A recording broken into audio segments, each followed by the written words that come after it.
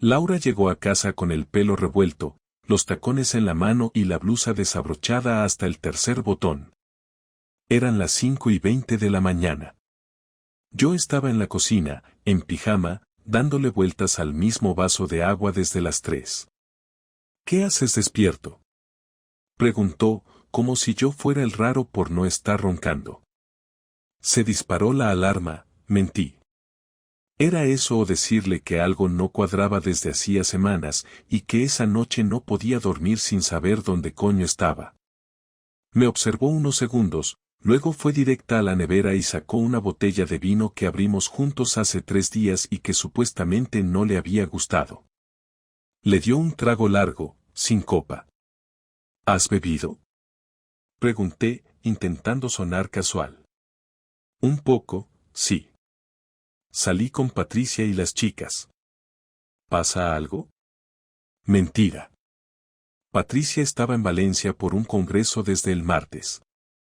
Y las chicas se habían ido de viaje a Bilbao hacía 2 días. Lo sabía porque una de ellas, Irene, había subido stories cada 5 horas desde entonces. Ni rastro de Laura. Levanté una ceja, pero no dije nada. No todavía. ¿Y el coche?, pregunté. Lo dejé en el parking del centro. Cogí un taxi. Otra mentira. Porque el local donde supuestamente iban a estar no estaba en el centro, sino en Alcorcón. Se lo había oído decir en una llamada. Y la app del coche, esa que usamos los dos para pagar el parquímetro, no mostraba ningún registro nuevo. El coche no se había movido en todo el día. En ese momento lo supe. No lo que había pasado exactamente, pero sí lo suficiente. Algo estaba muy mal. Y tenía que averiguar qué. Durante las siguientes 48 horas no dije nada. No hice preguntas, no lancé indirectas, no mostré sospechas. Hice todo como siempre, incluso mejor. Le preparé el desayuno al día siguiente, fui a trabajar con la sonrisa puesta, le mandé un mensaje a media mañana preguntándole si quería que comprara algo para la cena y por la tarde, cuando llegó a casa, le abrí la puerta como si nada. Me devolvió una sonrisa tibia, de esas que parecen automáticas, como si la hubiera ensayado 1000 veces. Y aún así, tampoco dijo mucho. Dijo que estaba cansada, que el día había sido una mierda, que no tenía hambre. Ni una palabra sobre la madrugada anterior. Ni una explicación más detallada. Como si el tema hubiese quedado enterrado. Pero no estaba enterrado. Yo solo necesitaba una razón más. Un pequeño empujón. Y llegó antes de lo que esperaba. El sábado por la tarde, Laura dijo que iba a visitar a su madre a Majadahonda. Una visita corta, según ella, para llevarle unos medicamentos que no podía encontrar en la farmacia del barrio. Me dijo que se quedaría a tomar un café, nada más. Me pareció raro que no me invitara, porque su madre me adora y suele insistir en que la acompañe. Así que le pregunté si quería que la llevara yo mismo en coche, con tono inocente, como si realmente estuviera ofreciéndome por simple amabilidad. No, prefiero ir sola.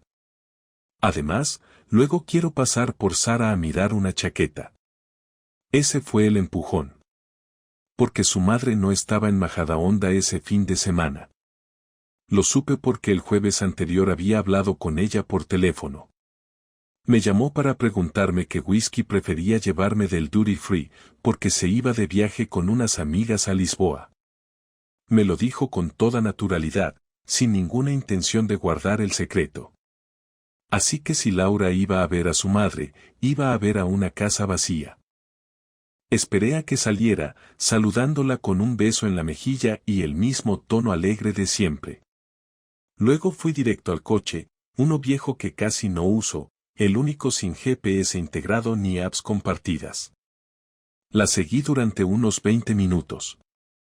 No tomó dirección a Majadahonda, sino hacia el centro. Aparcó en una calle secundaria, cerca de Lavapiés, y caminó con el paso rápido y decidido de quien sabe exactamente a dónde va. Yo aparqué 2 manzanas más abajo y me bajé del coche sin prisas. No me acerqué demasiado. Solo caminé lo justo para verla detenerse frente a un edificio de 5 plantas, tocar el portero automático y entrar cuando alguien abrió desde arriba sin preguntar. Esperé. 10 minutos. 15. 20. Nada. Crucé la calle y entré en la cafetería de enfrente.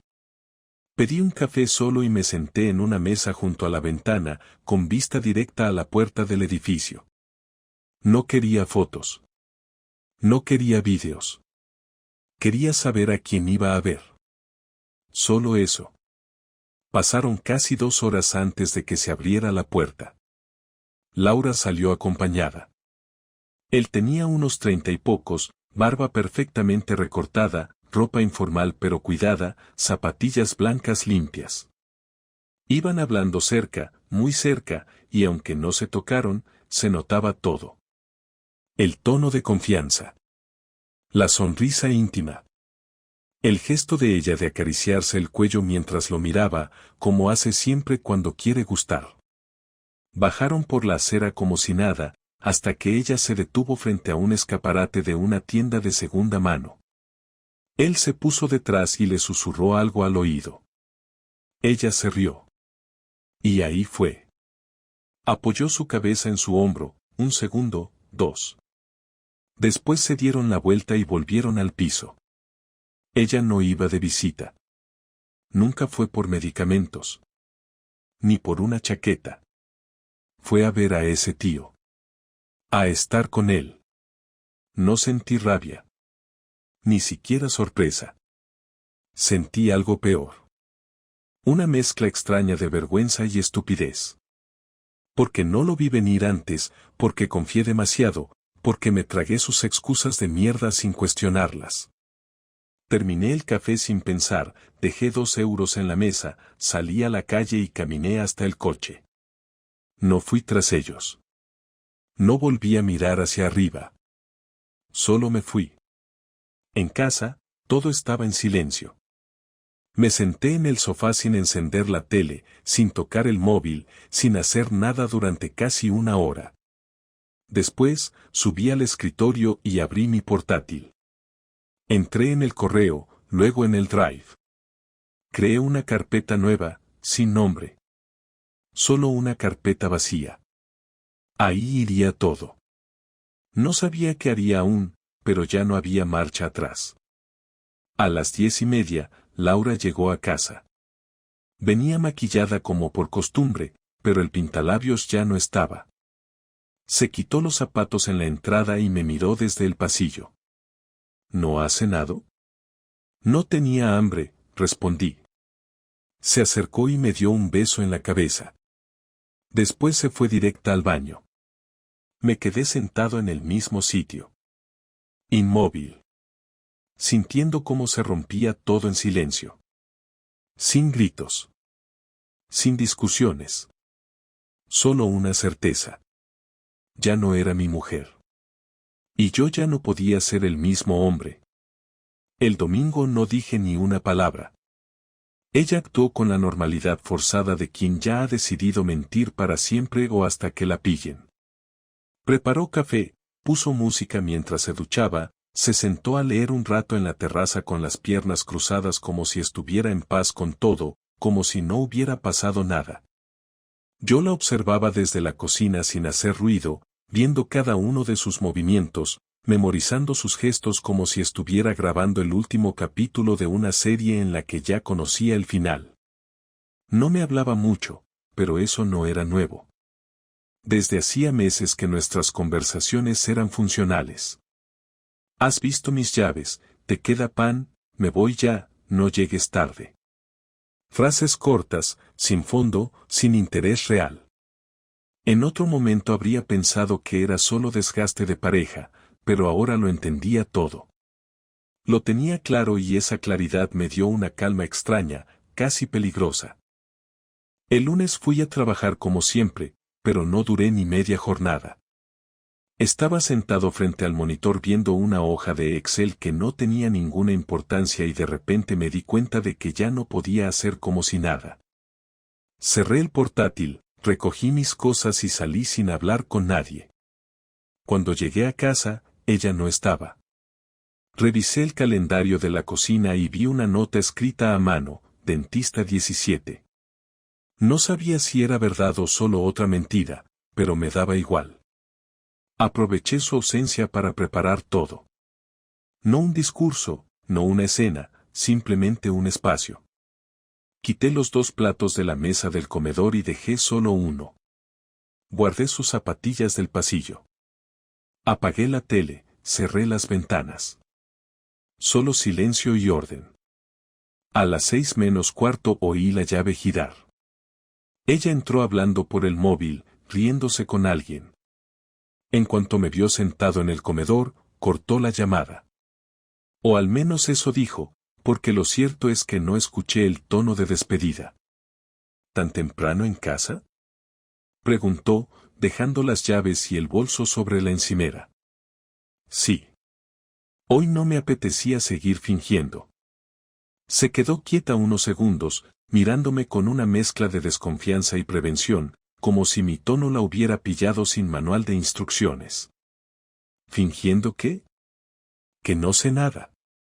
Su rostro cambió, no en un estallido, sino en un gesto mínimo, una tensión en la mandíbula, una bajada leve de la mirada. Se apoyó en el borde de la encimera, cruzó los brazos y tragó saliva. No entiendo de qué estás hablando. No te esfuerces, le dije, sin levantar la voz. Ya vi todo. Sé a dónde fuiste el sábado. Sé que no estuviste con tu madre.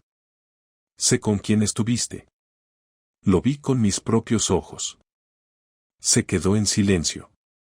Ni una palabra. Ni siquiera un intento de negarlo. Solo respiraba fuerte, como si intentara no perder el control. Caminó lentamente hasta el otro lado de la mesa y se sentó, mirándome como si esperara instrucciones. ¿Qué quieres que te diga? Lo que quieras. Ya está todo claro. Solo quería verte la cara mientras lo asumías. ¿Y qué? ¿Ahora qué? ¿Me vas a echar de casa? ¿Vas a gritarme? ¿Vas a romper cosas? No. Solo quiero que me lo digas tú. Que lo digas con tu voz. Que no quede como una sospecha. Dímelo. ¿El qué? ¿Que me estás engañando? Marcos. Dilo. Sí. Te estoy engañando. ¿Contento? Ahí estaba. Dicho. Frío. Sin rodeos. Sin llanto. Ni una pizca de culpa en su tono. Solo cansancio. ¿Desde cuándo? No lo sé. 2 meses. 3. Da igual. ¿Quién es? No importa. ¿Es alguien de tu trabajo? No. ¿Lo amas? No, y tampoco lo odio. No es eso. Entonces, ¿qué es? Es que contigo no siento nada desde hace mucho. Y me cansé de fingir. Me cansé de mirarte y no desearte. Me cansé de esperar que cambiaras. ¿Y no podías decirme eso antes de acostarte con otro? ¿Y tú me habrías escuchado? ¿Me habrías tomado en serio? Siempre estás con la cabeza en otra parte. Siempre evitando el conflicto, como si todo se solucionara solo. Pues no se solucionó. Se pudrió. Y yo también. ¿Y te parece lógico solucionarlo follando con otro? No fue una solución. Fue un escape. Y sí, lo disfruté. No me voy a hacer la mártir. Podría haberle tirado la silla por la ventana, gritado, insultado, pero no lo hice. Me quedé quieto. No porque fuera mejor que eso, sino porque el asco me pesaba más que la rabia. El tipo de asco que te da escuchar a alguien que amabas hablarte como si fueras un mueble. Una costumbre. Un error de cálculo. Muy bien, dije, levantándome. A partir de ahora vamos a hacer las cosas bien. No me voy a ir. Tú tampoco. Pero esta casa se va a dividir. Tú por un lado, yo por otro. Hasta que se firme el divorcio. Y lo vamos a firmar. En breve. Ella no respondió. Se levantó, fue al baño, se encerró y no salió durante una hora. Yo me serví un plato de arroz blanco que había en la nevera y lo comí en silencio. No encendí la tele. No puse música. Solo comí. Con calma. Sin prisa. Lo peor de todo no fue la infidelidad. Fue haberla escuchado decir sí sin pestañear. Sin emoción. Como si confesara haber comprado el pan en otro sitio. No había lágrimas. No había drama. Solo dos personas sentadas frente a la ruina de algo que, aparentemente, solo uno de los dos recordaba como amor. Después de la confesión, la casa se convirtió en una especie de zona neutral. Ella dormía en la habitación principal y yo me mudé al cuarto de invitados, el que usábamos como despacho. No volvimos a cenar juntos. No hubo más desayunos de domingo ni cafés compartidos. A veces coincidíamos en el pasillo o en la cocina y solo intercambiábamos lo justo: pásame la sal, está el correo sobre la mesa, ya pagué la luz. No le pregunté más por su amante y ella no volvió a mencionarlo. Parecía que para ella la confesión fue el punto final, como si todo estuviera resuelto solo porque se atrevió a decirlo. Pero para mí no era el final. No era ni siquiera el principio. Yo no quería venganza en forma de gritos o escándalos. Quería algo más limpio. Más preciso.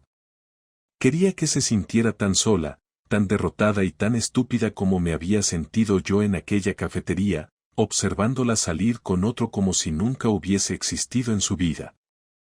Tenía acceso a todo. A nuestras cuentas compartidas, a sus correos, al portátil que usaba para trabajar desde casa, a los archivos en la nube donde guardaba sus proyectos. No toqué nada durante los primeros días. Solo observé. Estudié sus horarios, sus llamadas, sus movimientos. Ella pensaba que yo no era capaz de hacer algo así, que mi pasividad era una garantía de su impunidad. Y por eso bajó la guardia. Una noche, cuando ella ya dormía, porque seguía creyendo que yo me acostaba antes, accedí a su correo. Lo primero que encontré fue una carpeta llamada Reforma Plaza Castilla. Era un proyecto que llevaba meses preparando para un cliente importante, una inmobiliaria con la que su estudio quería trabajar desde hacía tiempo. Revisé los planos, los renders, los presupuestos, las presentaciones. Todo estaba impecable. Me sorprendió ver lo detallado que era todo, y me sorprendió más aún descubrir que no había hecho copias de seguridad fuera de esa cuenta. La oportunidad estaba ahí y ni siquiera tuve que buscarla. Un día después, descubrí que tenía una reunión clave con el cliente el viernes a las 10. Era la reunión final, la que decidiría si le daban el contrato o no. Me aseguré de que la noche anterior se fuera a dormir temprano, como venía haciendo desde que nos ignorábamos. A las 3 de la mañana, entré de nuevo en su portátil. Eliminé la carpeta entera. No la mandé a la papelera. La borré de raíz, y luego vacié también la papelera. Luego accedí al disco duro externo que a veces usaba. Estaba desconectado. Lo conecté, revisé, y ahí estaba una copia de los mismos archivos. Los borré uno por uno. No hice ruido. No dejé rastro. Cerré todo, me lavé la cara en el baño, volví a mi cama y dormí mejor que en toda la semana anterior. El viernes por la mañana, la escuché correr de un lado a otro. Primero buscando su portátil, luego gritando que no encontraba la carpeta. La oí jurar, golpear la mesa, maldecir su suerte. Me asomé a la puerta del despacho con cara de sueño fingido y le pregunté si pasaba algo. Me miró como si hubiera visto un fantasma. ¿Has tocado mi portátil? No. ¿Por qué lo haría? Mis archivos, todos los del proyecto, han desaparecido. ¿Y no hiciste copias? Claro que sí. Gritó, y fue directo al disco duro. Pero, tampoco están aquí. No puede ser. A veces los archivos se corrompen, dije, y me fui a preparar un café. La reunión fue un desastre. Llegó tarde, sin material, sin presentaciones. Intentó justificarlo, pero nadie quiso escucharla. A mediodía, cuando volvió a casa, tiró el bolso al suelo, se quitó los zapatos de un manotazo y se encerró en el baño. Estuvo allí casi una hora. Salió con los ojos rojos y la cara pálida. Me miró sin decir nada. Yo solo estaba sentado en el sofá, viendo un programa cualquiera sin volumen. No sé qué ha pasado, dijo, en voz baja, sin rabia. Siento que hayas perdido el proyecto, respondí sin mirarla. Pero yo tampoco entiendo muchas cosas últimamente. Por ejemplo, cómo se puede tirar un matrimonio a la basura sin pensarlo 2 veces. No respondió. Fue a la cocina, bebió agua directamente del grifo y volvió a encerrarse en el cuarto. Esa noche no cenó. Tampoco el día siguiente. Durante los días siguientes, intentó recuperar los archivos sin éxito. Mandó correos a compañeros, a clientes, incluso a uno de los técnicos del estudio. Todos le dijeron lo mismo, nadie tenía copias. Perdió no solo el proyecto, sino también la confianza del equipo y, según escuché en una llamada, la posibilidad de que el estudio siguiera trabajando con ese cliente. No la despidieron, pero la dejaron fuera de todo lo importante. Dejó de tener reuniones, ya no participaba en nuevos diseños, y cada vez llegaba más tarde a casa, como si no quisiera volver, como si la humillación pesara más que la culpa. Y yo me sentía tranquilo. No feliz. Tranquilo.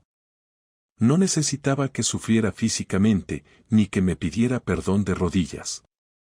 Solo quería que entendiera, de forma clara, que se siente cuando alguien te deja sin nada sin darte una explicación. No le hablé más del tema.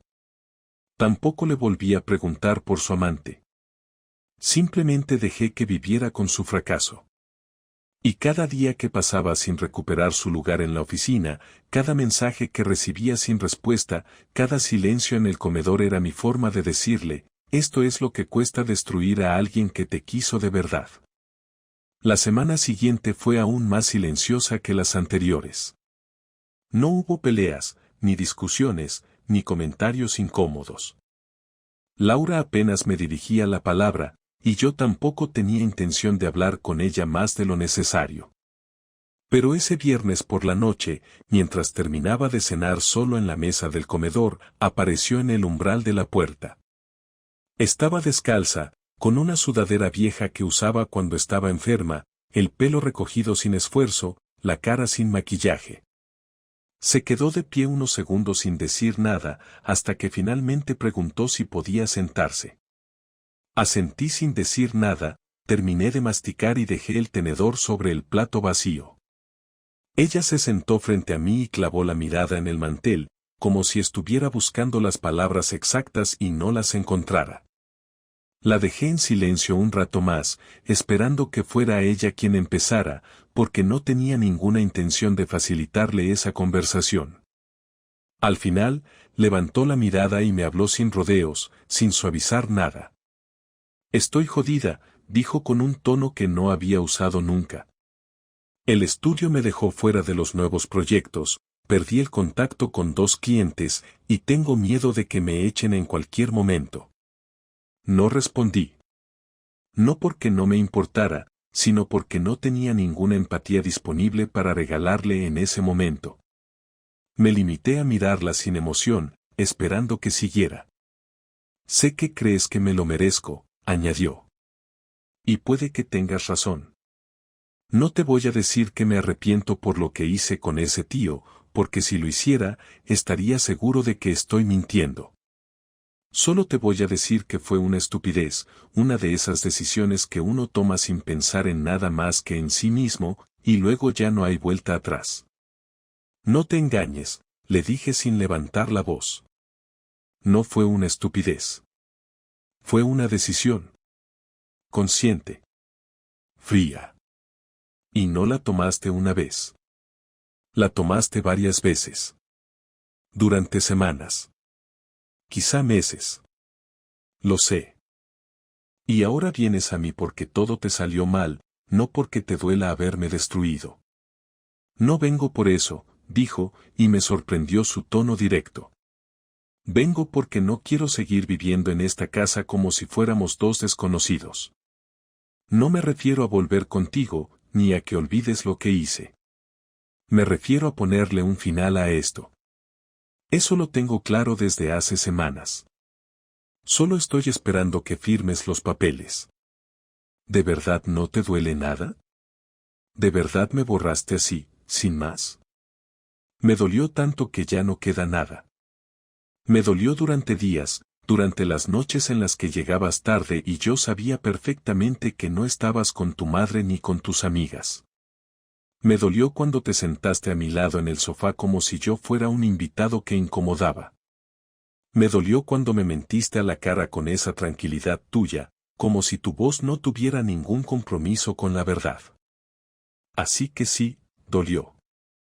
Mucho. Pero todo tiene un límite. ¿Y ahora qué? Preguntó, bajando la mirada. ¿Divorcio y ya está? Sí. Nada de peleas por la casa. Nada de abogados caros. Todo limpio.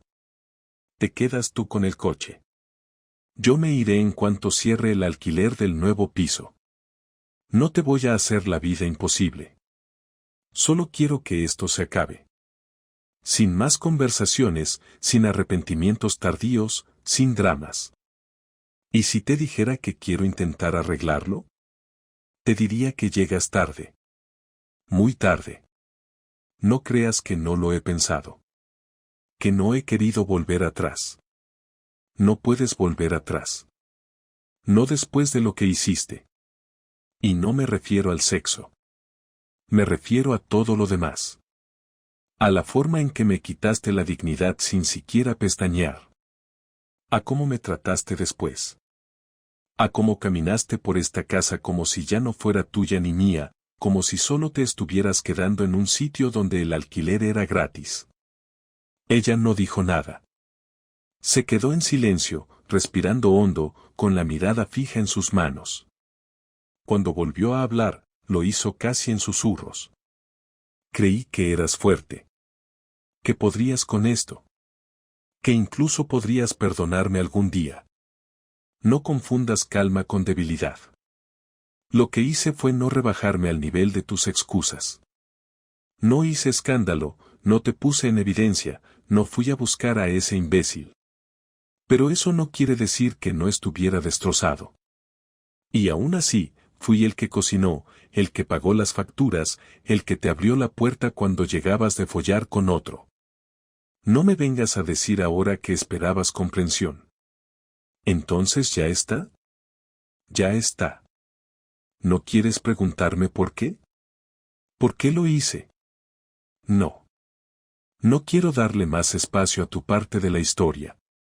Tu historia ya no me interesa. Solo quiero que firmes. Lo demás da igual. Laura se levantó lentamente, sin mirarme, sin decir nada más. Salió del comedor y subió al cuarto. Escuché cómo cerraba la puerta con suavidad. Me quedé solo, en la misma silla, con la misma calma que había construido con paciencia. No había satisfacción, ni alivio. Pero al menos, por primera vez en semanas, ya no tenía preguntas. A la semana siguiente firmamos los papeles en la notaría sin hablar más de lo necesario. Llevé todo preparado. Ella llegó 10 minutos tarde, vestida con ropa formal como si intentara demostrar que todo estaba bajo control, pero le temblaban las manos cuando tomó el bolígrafo. firmó sin leer demasiado. Yo hice lo mismo. No hubo insultos, ni frases amargas, ni intentos de reconciliación. Solo dos personas terminando un trámite que ya estaba muerto antes de empezar.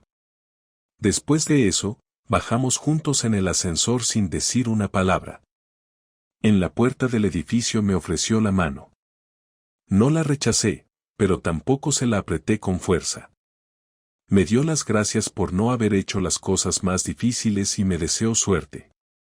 Le respondí con un simple igualmente. Luego cada uno caminó en una dirección distinta.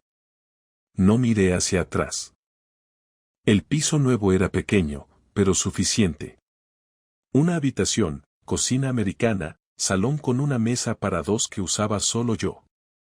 La cama era dura y la nevera sonaba de noche, pero al menos era mi espacio. No había discusiones, ni silencios tensos, ni rutinas falsas. Solo silencio real. Empecé a dormir mejor. A veces me despertaba en mitad de la noche sin saber por qué, como si el cuerpo no hubiera entendido que todo había terminado, pero ya no había ansiedad. Solo una especie de cansancio permanente que se fue disipando con los días. Nunca fui de contarle estas cosas a nadie, así que mis amigos no supieron nada hasta que ya estaba todo cerrado. Uno de ellos, Julián, me invitó a cenar cuando se enteró. Me dijo que era un cabrón por no decirle nada antes, que como no le pedí ayuda, que qué clase de amigo era yo. Le dije que no necesitaba ayuda. Necesitaba pasar por eso solo. Me creyó a medias, pero no insistió. Pasamos la noche hablando de fútbol, de trabajo, de cosas normales. Fue la primera vez en mucho tiempo que me reí de verdad. Volví a hablar con mi madre, a quien también había apartado un poco sin querer. Le conté lo básico, sin detalles, solo que Laura y yo nos habíamos separado, que ya estaba viviendo en otro sitio y que no necesitaba que me preguntara más. Ella, que nunca fue muy expresiva, solo me dijo que si alguna vez necesitaba volver a casa, tenía las llaves. Y que no me agobiara por las decisiones que había tomado.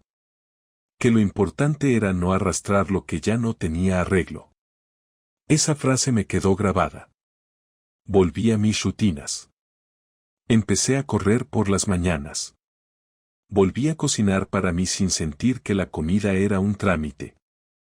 Incluso empecé a salir con algunos compañeros del trabajo después de oficina. No fue un cambio radical, ni una transformación. Solo un ajuste. Un volver a conectar con cosas simples. El teléfono dejó de ser un problema. No revisaba mensajes, no esperaba llamadas, no tenía miedo de leer algo que me jodiera el día. Laura me escribió una vez, 2 semanas después de firmar. Solo puso, perdón por todo. De verdad. No respondí. No porque quisiera hacerme el fuerte, sino porque no había nada más que decir. No quedaba ningún espacio que se pudiera llenar con palabras. Un mes después, pasé frente al edificio donde la seguí aquella vez. No fue intencional, simplemente estaba caminando por el centro y acabé en esa calle. Me detuve un momento, miré la puerta, reconocí el bar de enfrente. Pensé en entrar a tomar un café, pero seguí caminando. Ya no me interesaba saber si ella seguía viendo al mismo tipo. Tampoco me importaba si había cambiado de pareja, de trabajo o de ciudad. No era parte de mi historia actual. Era solo un capítulo cerrado que ya no tenía peso. Alguien me preguntó hace poco si volvería a confiar en otra persona. Le dije que sí, pero no como antes. Que confiar no es olvidar lo que te hicieron, sino aprender a reconocer cuando algo no está bien antes de que sea demasiado tarde. Que uno puede seguir adelante sin necesidad de venganza eterna, pero que eso no significa ser ingenuo otra vez. Que el dolor no se borra, pero deja de doler cuando se entiende. Y yo ya entendí todo lo que tenía que entender. Nunca quise que esta historia terminara así. Nadie lo quiere. Pero lo acepto. Porque lo único peor que haber sido traicionado es quedarse viviendo en esa traición como si no se pudiera salir. Y yo salí. No entero, no ileso, pero sí de pie. Y eso, para mí, ya es suficiente.